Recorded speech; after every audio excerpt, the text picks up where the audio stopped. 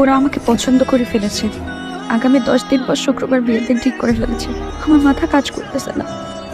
Please কিছু একটা করো, চলো পালিয়ে যাই। আমি মায়াকে পাগলের মতো ভালোবাসি। মায়াকে ছাড়া আমি থাকতে পারবো না। আমাদের গ্রাম থেকে অনেক দূরে আরও 2টো স্টেশন পরে হচ্ছে হিরণপুর স্টেশন। ওই স্টেশন থেকে আমরা পালাবো, কারণ আমাদের এলাকার স্টেশন থেকে পালালে তোমার ভাই বা পরিচিত কেউ দেখে ফেললে ঝামেলা হয়ে যাবে। তুই কি একবার ভাবছস তুই চলে গেলে কাকিমার কি হইব? এটা একবার গাইবে দেখিস আরেকবার।